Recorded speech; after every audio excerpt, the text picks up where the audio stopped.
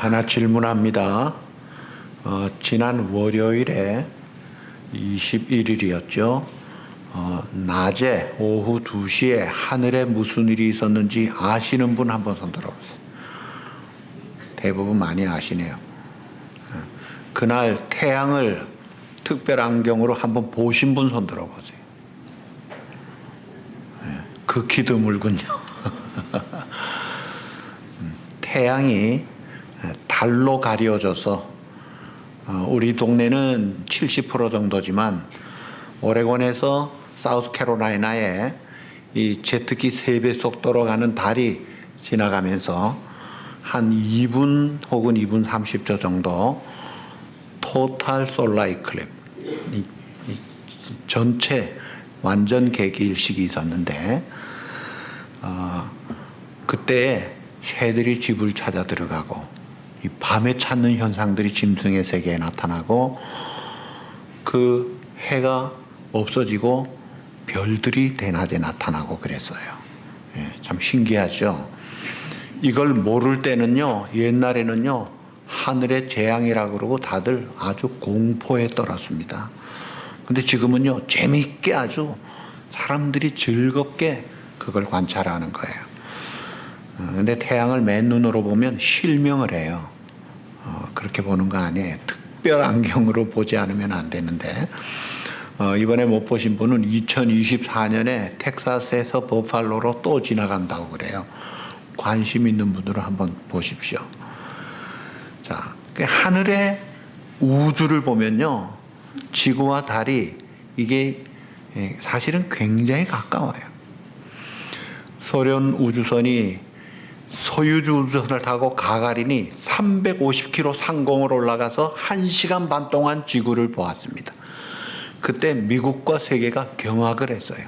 소련이 원자탄을 어디든지 떨어뜨릴 수 있다고 생각하고 아주 초수음 같았는데 미국이 9년 뒤에 그거보다 훨씬 더 멀리 달나라까지 가서 사람이 착륙을 합니다. 그래서 지구촌 역사에 모든 사람들이 주목을 했던 최고의 사건이 그것이었다고 할 정도로 큰 사건이 있었는데 그것도요 사실은 지극히 가까운 거리예요. 우주가 얼마나 넓은지 제가 지금 과학 시간이 아니라 말을 못하지만요 상상을 못합니다.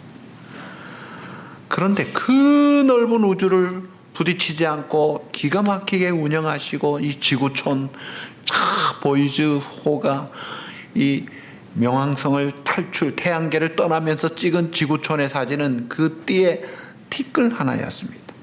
이 조그만 지구촌이 파란색의 아름다운 지구촌, 봄, 여름, 가을, 겨울 있고 하늘에 구름이 있고 맑아지고 눈이 내리고 기가 막히게 운영하시는 분이 바로 여러분 아버지예요. 그 아버지 하나님께서 우주를 주관하시는데 여러분 인생, 여러분 가정 하나 핸들 못 하실까요? 잘 하실 줄로 믿습니다. 하나님이 우리와 함께 하십니다. 그 하나님이 우리의 가정을, 내 앞길을, 우리 자녀의 앞길을 잘 인도하실 거예요. 그 든든한 믿음과 확신, 그리고 평안과 담대함, 이런 걸 가지고 좀 큰 소리를 칠 수 있어야 돼요. 그럴 때 공포에 떨지 말고요. 사건이 생길 때, 그럴 때 믿음을 가진 자는 진가가 나타나는 거예요. 왜요? 역사는 하나님의 손 아래 있다 이거예요. 자, 우리 예수님이 오늘도 참 우리 가운데 오셔서 행한 일들을 보여주시는데 오늘날 최첨단 과학 시대에 의학술이 많이 발달이 되어서 줄기세포 연구를 통해서 항생제가 개발이 되고 기가 막힌 치료가 된다고 해도요 사실은 못 고치는 질병이 얼마나 많은지 모릅니다. 질병도 해결을 못하고 귀신 들린 것 앞에서는 꼼짝도 못하고 죽음 문제 앞에서도 이 과학이 아무 효과가 없어요. 그런데 그런 한계 상황의 지구촌과 우리의 생애에 중풍병자를 고쳐주시고 죄를 사해 주시던 그 주님의 능력은 여전하십니다. 그리고 지금도 역사하시는 거예요. 그래서 그 주님을 찾는 자는 누구든지 지금도 그런 놀라운 능력과 은혜를 받고 생동하며 승리의 삶을, 그 풍성한 삶을 누리도록 해주시는 분이 살아계신 우리와 함께 하시는 주님이신 줄 믿습니다. 임마누엘 주님이에요. 지난주에 제가 우리 교회 어떤 분이 저보고 인사하시면서 임마누엘 그러신데 참 기분이 좋더라고요. 인사도 임마누엘이라고 하니까 참 좋다. 자, 중요한 문제는 문제가 아니라 내가 주님을 제대로 내 마음속에 중심에 모시고 있는가, 이게 중요한 거예요. 이게 핵심이에요. 나더러 주여 주여 하는 자마다 천국에 다 들어갈 것이 아니요 다만 하늘에 계신 내 아버지의 뜻대로 행하는 자라야 들어가리라. 마태복음 7장 2절 예수님 하신 말씀이에요. 말로만 주여 주여 하고 믿는 척하고 성경 들고 열심히 하는 것 같은데 정작 어려움 당할 때 주님도 믿음도 어디 간지 없고 혼비백산 정신 못 차리고 흔들린다면 그거는 아닙니다. 주님과의 관계가 진실돼야 돼요. 진실되면 능력이 있고 평안이 있고 하나됨이 있다 이거예요. 그러니까 주님과의 만남이 진실된 만남이 있어야 돼요. 그런 자는 주님의 뜻이 내 뜻이 되고 그 뜻을 따라 내가 완전하진 못해도 몸부림치고 열심히 살려고 합니다. 잘못하면 하나님 앞에 회개하고 또 고침받고 또 나아가는 거예요. 이 주님과의 관계가 우리의 삶의 안정과 놀라운 그 미래에 상한 그 보금자리의 축복을 보장하는 거예요. 미국 뉴욕 더 타임즈지 보도에 의하면 세계적인 부자들이 부를 오랫동안 유지하는 예가 극히 드물다. 그게 통계예요. 투자은행 JP 몰간 연구 결과를 인용한 보도에 따르면 세계 최고 부자가 그 부와 지위를 지속적으로 유지한 사람은 20%가 안 된다 그래요. 기껏 3대를 넘기지 못해 무너지는데 원인을 보니까 여러 가지 중에 대표적인 것들이 과도한 소비, 변덕스러운 주식, 또 과중한 세금 등 여러 가지로 무너지고 있더라 이거예요. 그러니까 세계적인 부자 400명을 조사를 했더니 145명은 일찍 죽었습니다. 200명은 잘못된 투자로 다 잃어버렸어요. 겨우 50명 정도가 자리를 지키고 있더래요. 그러니까 이 세상의 것들은 지키기가 어렵습니다. 그리고 그게 오래 가지를 못해요. 근데 정말 내 마음 중심에 만왕의 왕 되신 주님이 나의 주님으로, my Lord, 나의 왕으로 그렇게 딱 자리를 잡고 내 뜻이 아니라 주님의 뜻을 따라 살고자 한다면 거기가 바로 하나님의 나라가 임하는 것이에요. 거기에 의와 평강과 희락이 있는 것입니다. 자, 이 공관복음서에 중풍병자 오늘 본문 사건이 세 군데 나와요. 마태복음 오늘 본문 9장과 또 마가복음 2장, 누가복음 5장에 똑같은 사건이 나옵니다. 근데 마태복음은 8구절, 마가복음은 12구절, 누가복음은 15구절. 그러니까 이 마가 누가복음이 더 자세하게 기록을 했는데 특별히 예수님이 치유하신 것은 많이 나오지만 치유와 동시에 죄사함을 받았느니라는 치유와 용서가 같이 나오는 것은 요한복음 5장과 본문 2개밖에 없습니다. 그러니까 예수님이 근본적인 치료를 해주고 또 나타난 것들을 치료해주는 완벽한 그런 치유가 나타난 것을 봅니다. 사람들은 자기에게 중요하다고 생각하는 것, 필요한 것이 있다면 거기에 관심을 투자합니다. 내게 건강이 필요하다면 거기에 관심을 집중합니다. 돈이 필요하다, 또 무엇이 필요하다, 대인관계가 중요하다, 거기에 집중해요. 근데 자기에게 필요가 없다고 생각하면요, 관심도 집중하지 않을 뿐 아니라 아무런 행동도 취하지 않아요. 중요한 질문 하나 합니다. 나에게 내가 정말 영적인 그런 피로를 느끼는가? 영적으로 내가 건강하고 성숙하고 생동하고 좀 충만한 삶을 살아야 되겠다는 그런 필요가 나에게 있는가? 있는 것 같아요? 없는 것 같아요? 병들어도요, 아픔을 못 느끼면 의사 안 찾고 약 안 씁니다. 그러다가 그냥 갑자기 쓰러지는 거예요. 배가 고파도 고픈 걸 모른다면 어떻게 돼요? 굶어 죽는 거예요. 또 잠도 자지 않고 쉼 없이 일하면서도 피곤을 모른다면 다 몸이 망가집니다. 신앙생활도 마찬가지예요. 영적인 필요를 느낄 줄 알아야 돼요. 그래서 끊임없이 하나님을 향한 거룩한 열망, 간절함이 있어야 되는 거예요. 프린턴 신학교의 설립자였던 알렉산더 교수가 40년 사역 마치고 임종을 하시면서 남긴 말이 복음을 하나 남겼어요. 목마른 사람에게는 저 넓은 수원지나 바다에 많은 물이 아니라 한 컵의 물이 필요하듯이 갈구하는 세상의 모든 사람에게는 세상의 모든 것이 필요한 게 아니라 딱 하나, 오직 예수 그리스도가 필요하다. 확실한 복음을 이야기를 했어요. 돌아가신 김중건 목사님도 100마디 질문에 딱 하나 답은 예수 그리스도. 그 많은 선교 대회에서 수천 명 앞에서 여러분 예수 그리스도 답하면 정답입니다. 그러면서 질문을 하세요. 이제 갓 태어난 애기에게 제일 필요한 것이 무엇입니까? 예수 그리스도. 지금 숨 넘어가기 직전에 있는 사람에게 제일 필요한 것은요, 예수 그리스도. 제일 건강한 사람에게 필요한 것은 예수 그리스도. 제일 가난한 사람에게, 제일 부자에게, 혹은 또 뭐 무슨 경우에도 항상 언제나 only one, 최고의 우선순위는 예수 그리스도.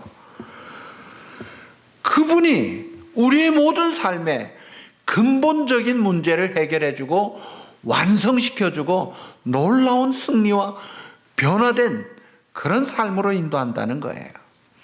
그래서 예수님이 지금 이 땅에 오셔서 하나님의 나라를 설명하시고 증거하시면서 이 근본적인 문제까지 치료해 주시는 그 예수님을 보여주시는 것이 오늘 사건이에요.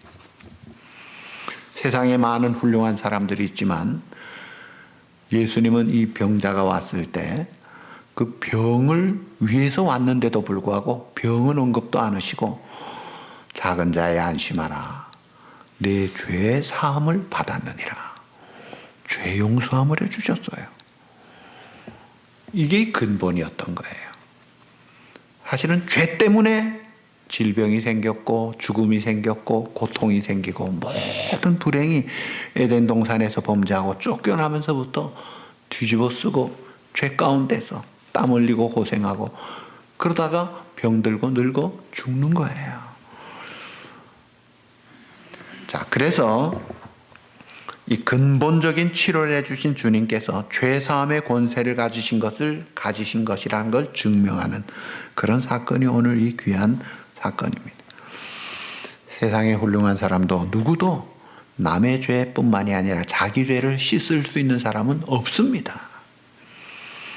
하나님만이 하실 수 있는데 우리의 대속 제물이 되셨던 성자 하나님이 그 속죄권, 그 사죄권을 가지고 내 죄사함을 받았느니라 말씀을 하시는 거예요. 자, 그런데 이제 내 죄사함을 받았느니라 했을 때 그 옆에 있는 바리새인들이 속으로 생각하기를, 이야, 신성을 모독하는구나. 옛날 성경은 참나마도다.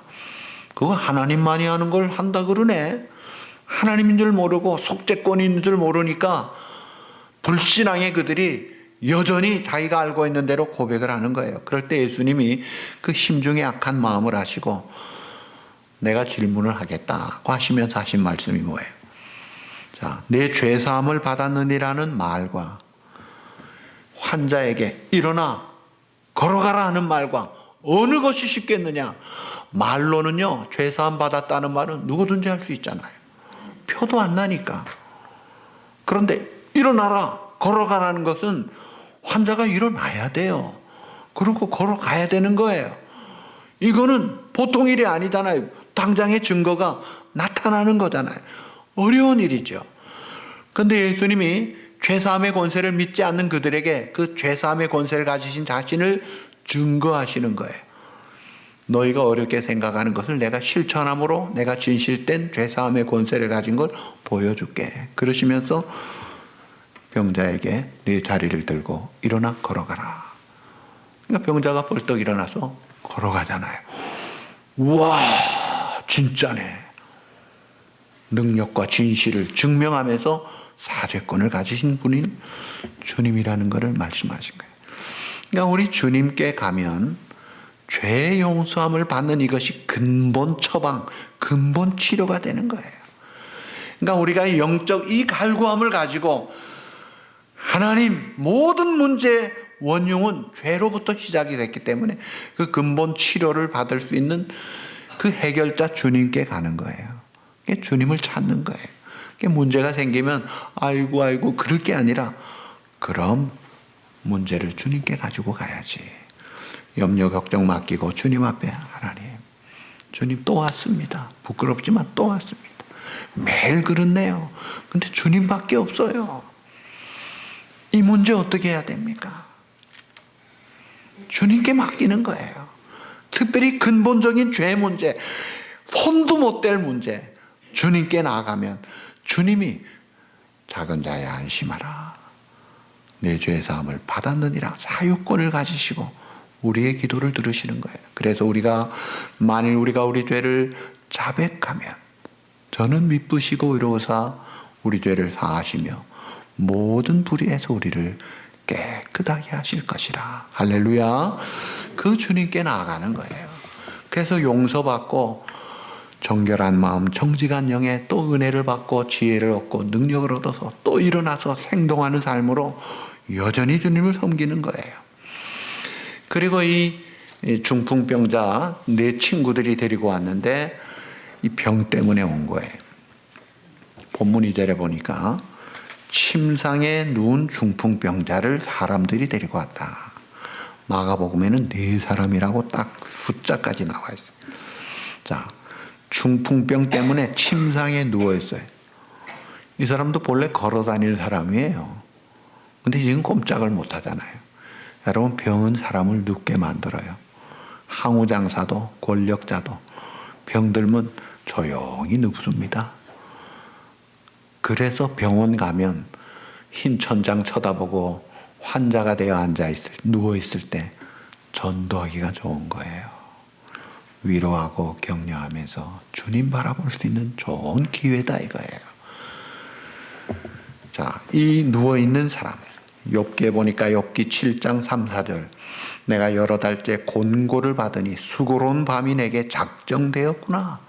누울 때면 말하기를 언제나 일어날고 언제나 밤이 갈고 하며 새벽까지 일이 뒤척저리 뒤척하는구나. 질병의 고통 속에 잠도 못 자고 고통 속에 엎치락 뒤치락하고 밤을 지새우고 있는 이런 곤고한 병자의 모습, 이게 우리의 안타까운 아픔을 가진 사람들의 모습이에요.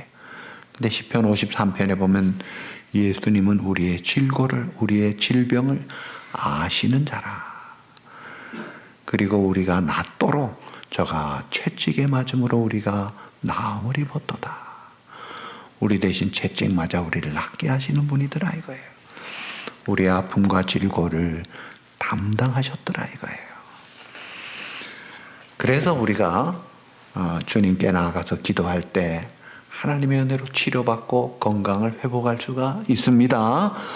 그런데 때로는 건강이 회복 안 되는 경우도 있다 없다? 얼마든지 있어요. 사도 바울도 육체의 가시, 그게 아픈 병이었어요. 얼마나 아팠고 하나님의 일에 방해가 됐으면 사탄의 사자라고 했어요. 그래서 작정 기도를 해서 하나님 앞에 나가 기도를 했잖아요. 근데 하나님이 고쳐주지 않으시고 내 약할 그때 네가 곧 강함이라. 내 은혜가 내게 족하도다. 그 응답받고 다시는 병치료 위해 기도하지 않으시고 해결받고 평안한 가운데 담대하게 하나님의 능력 가지고 더 힘있게 살더라 이거예요. 그러니까 질병이라는 것이 꼭 우리를 위축시키는 것만이 아니에요. 질병이 칭찬과 상급의 능력의 조건이 되기도 합니다. 내가 기고만장하고 건강할 때는 자신감에 충천해 있다가 덜컥 병에 걸리면 어떻게 돼요? 아이고 하나님 하고 기도하게 됩니다. 하나님께 더 가까이 나아가요. 그러면서 더 믿음으로 더 겸손하게 하나님 앞에 나아가면서 영력을 얻게 되고 영적으로 더 성숙해지는 거예요. 그게 사도 바울이었어요. 한국에도 훌륭한 목사님들 보시면 한경진 목사님, 미국에 가서 공부하러 왔던 공학도가 폐병에 걸리면서 요양원에 가서 은혜를 받고 신학으로 바꿉니다. 그리고 평생 폐병 환자로 하나님이 내게 주신 축복은 폐병이었습니다. 폐병이 아니면 내가 어떻게 이렇게 살았겠습니까? 청년교회 김창인 목사님도 설교하다가 아예 택 하고 그냥 가래를 뱉어가시면서 설교하셨어요. 그 폐병이라는 것 때문에 하나님 앞에 겸손할 수 있고 의지할 수 있고 쓰임 받더라 이거예요. 문제는 질병이 문제가 아니라 질병을 견디지 못하는 내가 그게 문제예요. 그럴 때 내가 믿음으로 주님 붙잡고 소망 가운데 인내하며 참고 잘 감당할 때 그 질병이 상급이 됩니다. 축복이 되는 거예요. 그러니까 병이 있든 없든 이 병이 모든 사람들에게 다 있기 때문에 모든 사람은 다 예수님이 필요한 분들이에요. 근데 일반적으로 우리가 이제 병에 들리면 어떻게 해야 돼요? 야고보서 5장 14절에 성경은 말씀하라니 너희 중에 병든 자가 있느냐? 그는 교회 장로들을 정할 것이요. 목사님 기도해 주십시오. 제가 이번에 진단 결과가 이렇게 좀 안 좋습니다. 기도를 부탁해야죠. 그러면 그들은 주의 이름으로 기름을 바르며 위하여 기도할지니라. 기름 바르는 건 약을 쓰는 거예요. 약 다 끊고 기도만 해. 그 약 쓸 필요가 없을 때는 그렇게 할 수밖에 없지만 약을 써야 될 때는 약을 쓰세요. 그러고 기도하세요. 그게 성경적이에요. 믿음의 기도는 병든 자를 구원하리니 주께서 그를 일으키시리라. 혹시 죄를 범하였을지라도 사심을 받으리라. 그 치료받는 거예요. 출애굽기 15장 26절에 보시면 너희가 너희 하나님 나 여호와의 말을 청종하고 나의 보기에 의를 행하며 내 계명에 귀를 기울이며 내 모든 규례를 지키면 내가 애굽 사람에게 내린 모든 질병에 하나도 너희에게 내리지 아니하리니 따라합시다. 나는 너희를 치료하는 여호와임이니라. 아멘. 여호와 라파, 나는 너희를 치료하는 여호와임이니라. 내 말을 경외하고 내 모든 규례를 잘 지켜라. 내가 책임지마. 그 예수님은 사제권, 치료권을 가지신 전능하신 주님이셨어요. 그래서 공생의 기간에 이 땅에 오셔서 사역하실 때 중요한 일들이 많으셨지만 특별히 가르치는 일, 제일 중요한 일은 십자가 지시는 일인데 시간적으로는요 병자들한테 제일 시간을 많이 썼어요. 그게 오늘 우리 현실이었어요. 병든 사람들, 또 귀신 들린 사람들, 어려운 사람들을 위해서 쓰셨는데 오늘 본문에도 보니까 이 짧은 8구절인데 누가복음에 보면 이 분위기가 별로 좋지 않은 분위기였어요. 그 자리에 누가복음 5장 17절에 보니까 바리새인과 율법 교사들이 많이 몰려와서 거기에 예수님 옆에 앉아 있었다고 했어요. 그러니까 예수님의 말이나 행동에 꼬투리를 잡으려고 촉각을 곤두세고 무슨 짓을 하나 이상한 또 짓을 하면 가만두지 않을 거야. 아주 삐딱한 눈으로 쳐다보는 그 살벌한 분위기였어요. 긴장된 분위기였어요. 그런데 갑자기 위에서 소리가 나고 천장이 뜯겨지고 구멍이 나고 특공대같이 네 사람이 밧줄을 들여내려가지고 먼지가 떨어지면서 이게 뭐 하는 거야? 근데 예수님은 아셨어요. 아, 믿음을 가진 사람들이구나. 오히려 예수님은 여유가 있게 미소를 지으셨을 거예요. 근데 사람들은 막 경악을 하고 고함을 지르고 난리를 쳤을 수도 있죠. 자, 그런 가운데 줄에 달려 침상이 내려와서 그 안에 거기에 떡하니 환자가 있는데 몸을 운신을 못하는 사람이었어요. 전신마비였던가 봐요. 중풍병자였어요. 근데 예수님은 그들의 믿음을 보시고 중풍병자에게 이르시되 작은 자야 내 죄사함을 받았느니라. 애정어린 주님의 그 놀라운 말씀으로 그 죄사함의 선포를 하십니다. 이 죄 때문에 공포가 오고 죽음이 오고 심판이 있고 두려움이 임하고 불안과 초조가 임하는데 근본적인 문제부터 해결하시는 주님. 우리가 믿는 주님이 이런 근본적인 처방을 확실하게 치료해 주시는 분이더라 이거예요. 이사야 35장 4절에 보시면 메시아에 대한 예언 구절입니다. 하나님이 오사 너희를 구하시리라. 그때 맹인의 눈이 밝을 것이요 못 듣는 사람의 귀가 열릴 것이며 그때 저는 자는 사슴같이 뛸 것이며 말 못하는 자의 혀는 노래하리니 이는 광야에서 물이 솟겠고 사막에서 시내가 흐를 것임이라.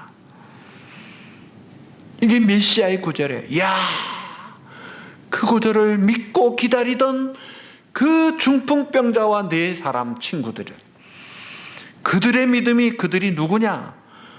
병자를 포함한 친구들이라고 생각해요. 만약 병자가 믿지 않았다면 왜 그 어려운 길을 병자가 가려고 했겠어요?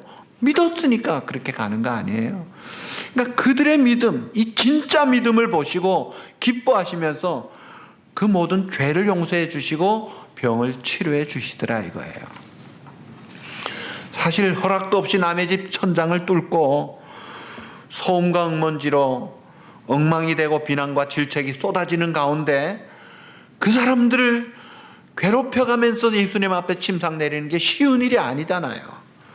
근데 믿음으로 이 난관을 뚫고 나가더라 이거예요. 믿음으로 주님 앞에 엎드리는 거예요. 부르짖는 거예요.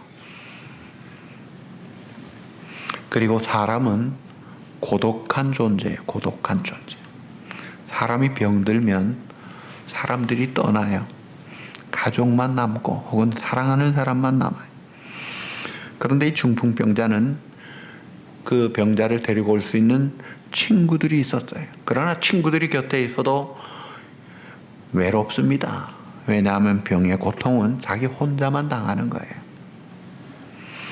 많은 사람들이 문병을 와서 슬퍼해줘도 결국 질병의 고통을 감내하는 것은 병든 환자 자신뿐입니다. 그래서 병들면 고독한 거예요. 근데 이 고독은 인간의 기본적인 근본적인 문제예요. 하나님을 떠난 외로움이에요. 돈이 많아도 고독하고 권력이 있어도 고독하고 자식들이 많아도 고독하고 눈코 뜰 새 쓸데없이 바쁘다 그러면서도 고독한 게 인간이에요. 친구들도 많은데 고독하대요. 왜 그래요? 그 중심에 주인 대신 주인 자리가 비어 있으면 고독한 거예요. 근데 아무도 없어도 중심에 주님이 딱 계시면 의와 평강과 희락이 있습니다. 임마누엘의 평강이 있는 거예요. 시편 36편 9절에 보시면 대저 따라합시다. 생명의 원천이 주께 있사오니 대저 생명의 원천이 주께 있사오니 주의 광명 중에 우리가 광명을 보리이다. 생명의 원천이 주님께 있으니 주님을 모시면 광명의 천지에 조화와 충만한 행복을 풍성함을 누리고 어떤 경우에도 기죽지 않고 감사 찬송하고 즐거워하며 기뻐할 수가 있게 하신 거예요. 그래서 내가 너에게 평안을 주노니 이건 세상이 주는 것과 다르다 이거예요. 참된 평안, 이건 진짜 평안이고 영원한 평안이에요. 근본적인 평안을 주시는 거예요. 그러나 그 주님이 안 계시면 어때요? 예레미야 17장 13절, 무릇 주를 버리는 자는 다 수치를 당할 것이라. 무릇 여호와를 떠나는 자는 흙에 기록이 되오리니 이는 생수의 근원이신 여호와를 버림이니라. 주님을 떠나는 자는 티끌로 가는 거예요. 덧없는 허망한 무상한 그런 존재가 되는 거예요. 소망의 주님 대신 그 주님을 떠날 때 고독함과 불행과 저주와 모든 어려운 어두운 생활이 기다리고 있는 거예요. 그래서 외롭습니까? 힘듭니까? 예수님이 필요한 거예요. 그 주님을 찾으세요. 그 주님을 찾으면 주님이 멀리 계셔서 안 들려 하시는 분이 아니에요. 볼자다 내가 문 밖에서 두드리고 계세요. 여러분 마음 문 밖에서 문을 열면 내가 그에게로 들어가 그로 더불어 먹고 그는 나로 더불어 먹으리라. 기다리고 들어오시기를 원하시는 주님 아니시냐 이거예요. 그리고 인간은 피곤하고 곤고한 존재입니다. 사람이 늙고 병드는데 유전학적으로 이 늙는다는 것은 세포가 피곤해하는 거예요. 그리고 노화가 되는 거예요. 쉼이 필요합니다. 우리가 졸릴 때 고속도로를 가다가 휴게소에 들어가서 쉰다고 해도 근본적인 휴식은 집에 가야 진짜 휴식이 있잖아요. 이 세상에 지나가는 나그네 길, 인생길에 이게 고속도로의 휴게소 같이 근본적인 것은 처방 못 해주는 휴게소들이 있어요. 어떤 사람은 좀 쉬려고 술집에 갑니다. 춤집에 갑니다. 도박집에 갑니다. 섹스집에 갑니다. 게임집에 갑니다. 여러 가지로 시도를 합니다. 그러나 참된 쉼은 없습니다. 찬송가에도 그러죠. 괴로운 인생길 가는 몸이 평안히 쉴 곳 아주 없네. 걱정과 고생이 어디는 없으리. 돌아갈래 고향 하늘나라. 하나님의 나라는 걱정과 고생이 없다 이거예요. 이별도 눈물도 땀도 질병도 수술도 탄식도 없는 곳인데, 근데 이게 죽어서만 가는 게 아니라 사실은 오늘 이 시간 우리가 주님 마음에 모시고, 주님, 나는 주님만으로 만족하고 정말 감사합니다.